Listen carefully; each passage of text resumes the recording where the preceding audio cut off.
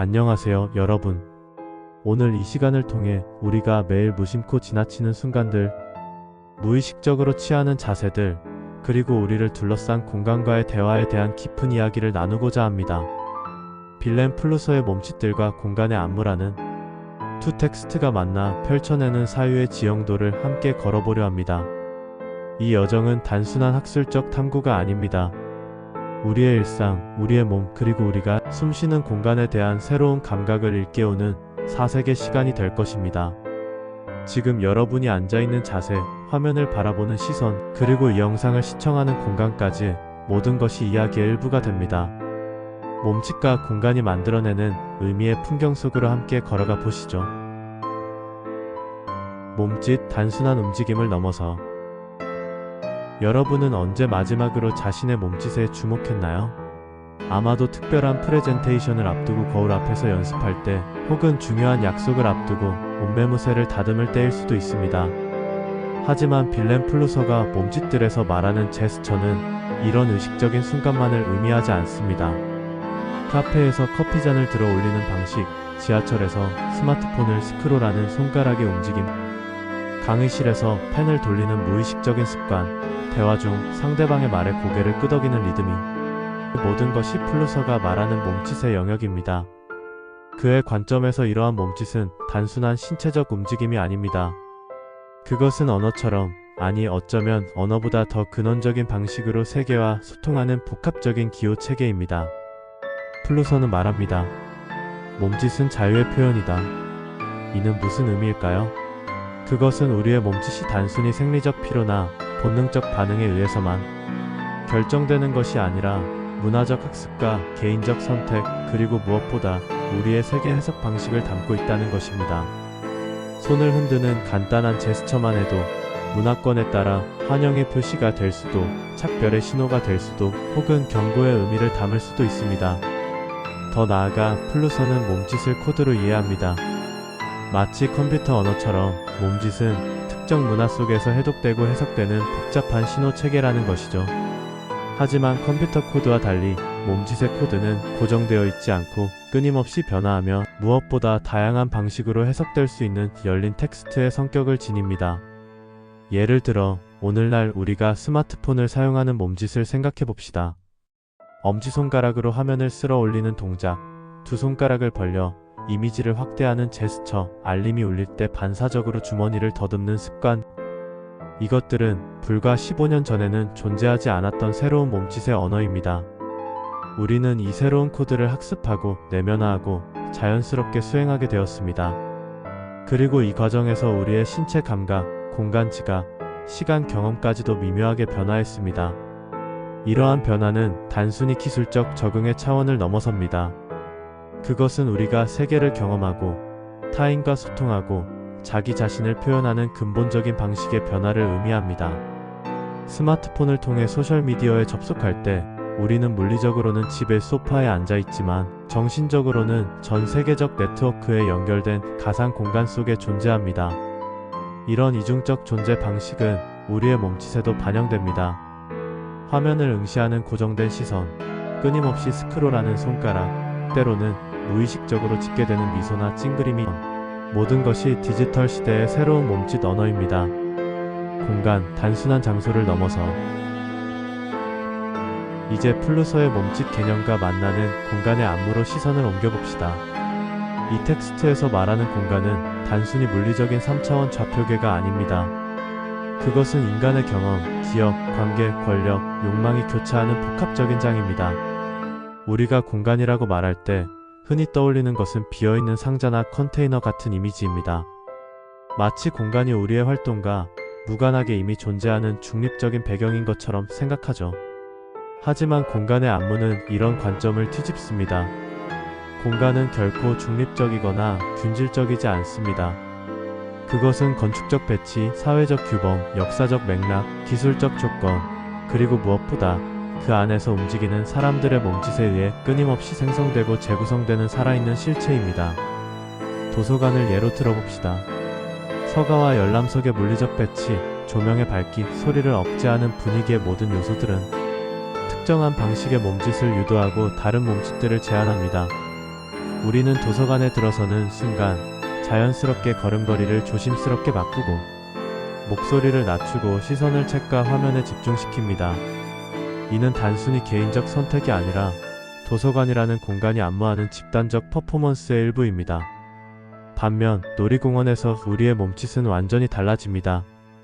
빠른 걸음, 큰 소리의 대화와 웃음, 자유로운 신체 표현이 모든 것이 놀이공원이라는 공간이 허용하고 심지어 장려하는 몸짓들입니다. 같은 사람이라도 다른 공간에서는 완전히 다른 방식으로 자신의 몸을 사용하고 표현합니다. 이처럼 공간은 단순한 물리적 배경이 아니라 우리의 몸짓을 형성하고 그것에 의해 형성되는 상호작용의 장입니다. 공간은 우리에게 특정한 방식의 움직임과 존재 방식을 제한하지만 동시에 우리의 창조적인 몸짓에 의해 그 의미와 용도가 변형될 수 있습니다. 이것이 바로 공간의 안무가 말하는 공간과 몸짓의 역동적인 관계입니다. 디지털 시대의 몸짓과 공간. 코로나19 팬데믹은 우리의 몸짓과 공간 경험에 급격한 변화를 가져왔습니다.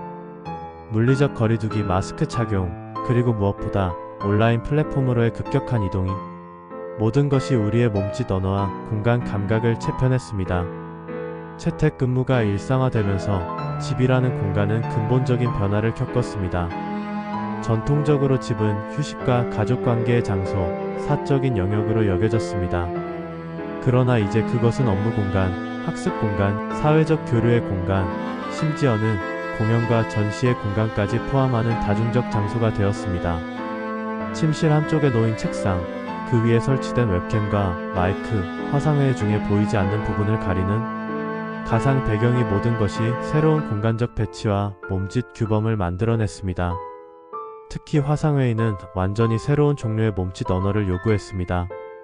카메라를 응시하는 방식, 적절한 거리와 각도를 찾는 과정, 말할 때와 듣기만 할 때의 표정 관리, 가상 손 들기 기능을 사용하는 방식이 모든 것이 이전에는 존재하지 않았던 새로운 코드입니다. 그리고 우리는 놀라울 정도로 빠르게 이 새로운 코드를 학습하고 내면화했습니다. 더불어 소셜미디어 플랫폼은 완전히 새로운 종류의 몸짓 문법을 발전시켰습니다.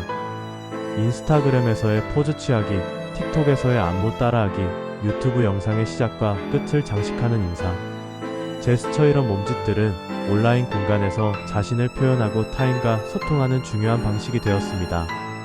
특히 젊은 세대에게 이러한 디지털 몸짓은 단순한 유행이 아니라 정체성 형성과 사회적 연결의 핵심 요소로 자리 잡았습니다.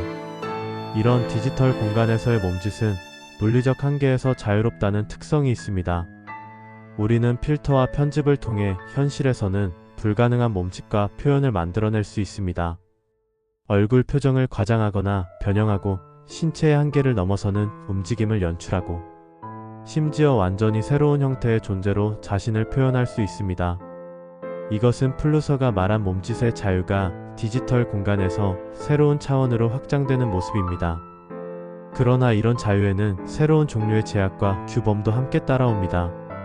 소셜미디어의 알고리즘은 특정 종류의 몸짓과 표현을 더 많이 노출시키고 포장함으로써 은밀하게 우리의 디지털 몸짓을 형성합니다.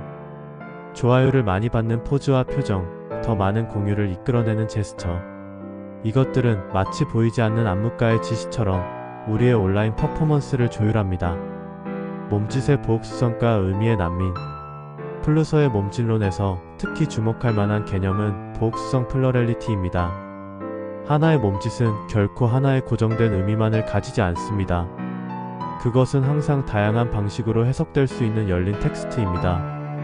같은 미소도 문화권, 상황, 관계에 따라 친절함의 표시가 될 수도 비웃음의 신호가 될 수도 있습니다.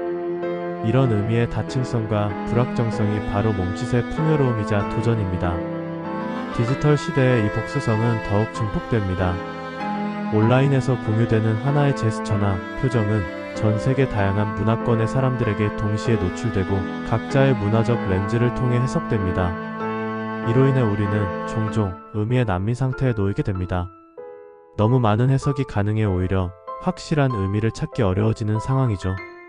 예를 들어 소셜미디어에 올린 한 장의 사진에 담긴 여러분의 표정과 자세는 친구들에게는 유머로, 동료들에게는 비전문성으로, 낯선 이들에게는 매력으로, 또 다른 문화권의 사람들에게는 불쾌함으로 해석될 수 있습니다.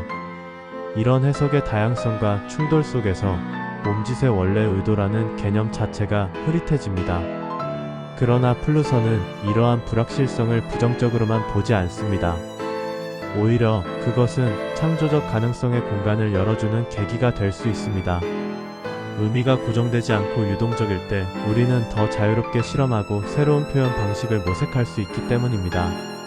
이런 관점에서 의미의 난민 상태는 제약이 아니라 기회가 될 수 있습니다. 이는 공간의 안무에서 제시하는 공유지의 개념과 만납니다. 불확실성과 다양성이 공존하는 공간은 정해진 규칙을 따르는 것이 아니라 함께 새로운 규칙을 만들어가는 참여적 실험의 장이 될 수 있습니다.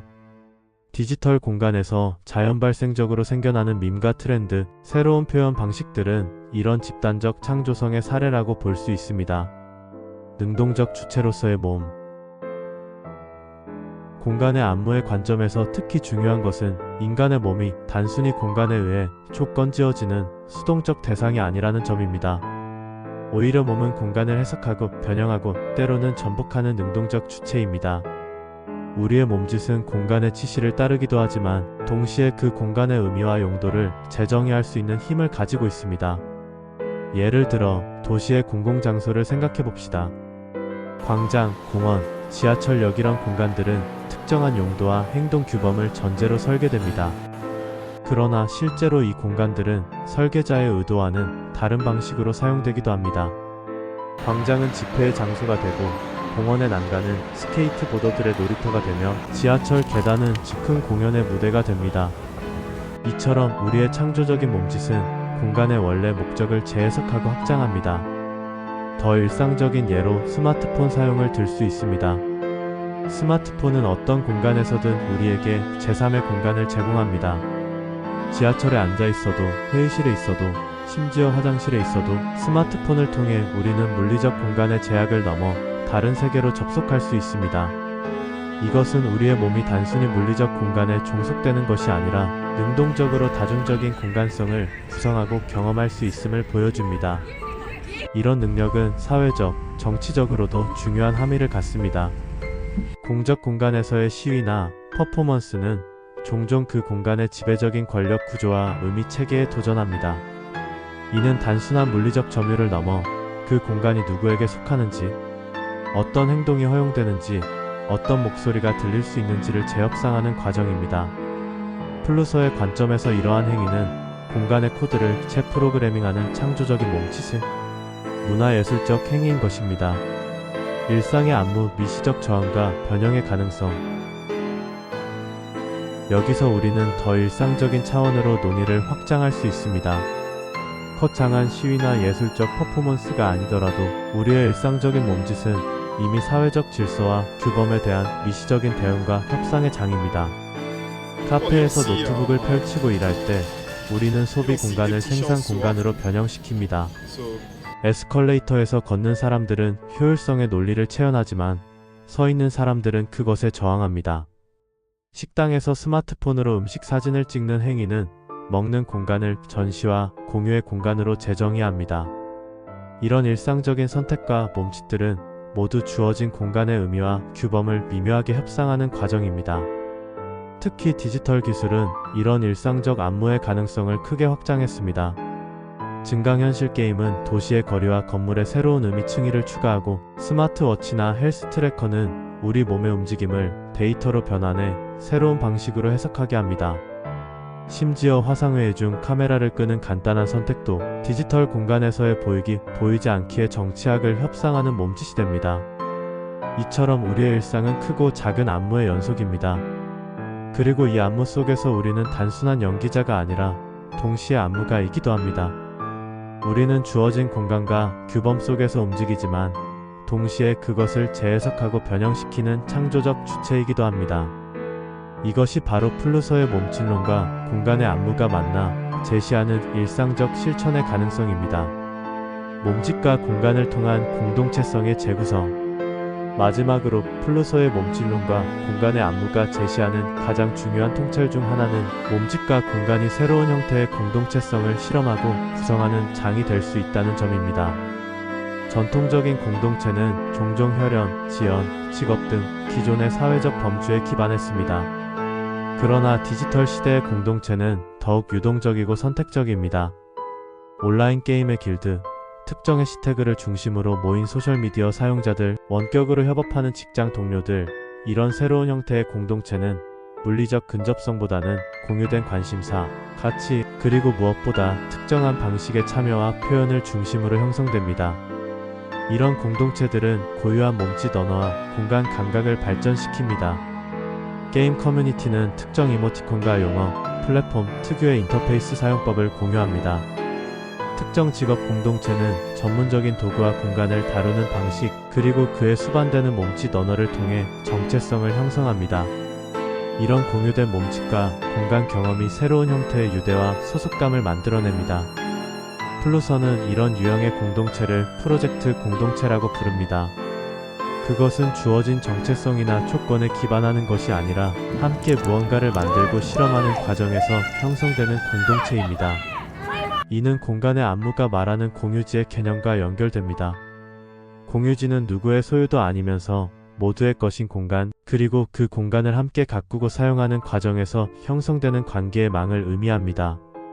디지털 시대의 많은 온라인 커뮤니티와 콘텐츠 생산 플랫폼은 이런 공유지의 성격을 가지고 있습니다. 위키, 오픈소스 소프트웨어 프로젝트, 일부 SNS 그룹, 이런 공간들은 참여자들이 함께 규칙을 만들고 내용을 생산하고 경험을 공유하는 과정에서 새로운 형태의 공동체성을 실험합니다. 물론 이런 공동체성이 항상 조화롭거나 포용적인 것은 아닙니다. 디지털 공간에서도 배제와 차별, 권력의 불균형은 여전히 존재합니다. 그러나 공유지로서의 디지털 공간은 적어도 원칙적으로는 새로운 형태의 관계와 협력을 실험할 수 있는 가능성을 제공합니다. 이것이 플루서의 몸짓론과 공간의 안무가 궁극적으로 제시하는 희망의 지평입니다. 오늘 우리는 빌렌 플루서의 몸짓들과 공간의 안무라는 두 텍스트를 통해 일상의 몸짓과 공간이 갖는 깊은 의미와 가능성을 함께 살펴보았습니다. 우리가 무심코 행하는 몸짓들이 단순한 신체적 움직임을 넘어 자유와 소통의 표현임을, 그리고 우리가 살아가는 공간이 단순한 물리적 배경이 아니라 우리의 경험과 관계를 형성하는 능동적인 장임을 이해했습니다. 디지털 시대를 살아가는 우리에게 이러한 통찰은 더욱 중요한 의미를 갖습니다. 스마트폰을 스크롤하는 손가락부터 화상회의에서의 표정 관리까지 우리의 몸짓 언어는 끊임없이 진화하고 있으며 물리적 공간과 가상 공간의 경계는 점점 흐려지고 있습니다. 이런 변화 속에서 우리는 수동적인 소비자가 아니라 새로운 의미와 관계를 창조하는 능동적 주체가 될 수 있습니다. 여러분이 이 자리를 떠나 일상으로 돌아갈 때 자신의 몸짓과 주변 공간을 새로운 눈으로 바라보시길 바랍니다. 카페에서 커피잔을 드는 방식, 대화 중 취하는 자세, 디지털 기기와 상호작용하는 방식, 그리고 그 모든 것이 이루어지는 공간의 배치와 분위기까지, 이 모든 것 속에 우리의 문화, 우리의 관계, 그리고 우리의 가능성이 담겨 있음을 기억하시기 바랍니다. 몸짓과 공간은 우리에게 주어진 것이 아니라 우리가 함께 만들어가는 창조적 표현의 장입니다. 이 인식이 여러분의 일상의 작은 변화와 새로운 가능성을 열어주길 희망합니다. 감사합니다.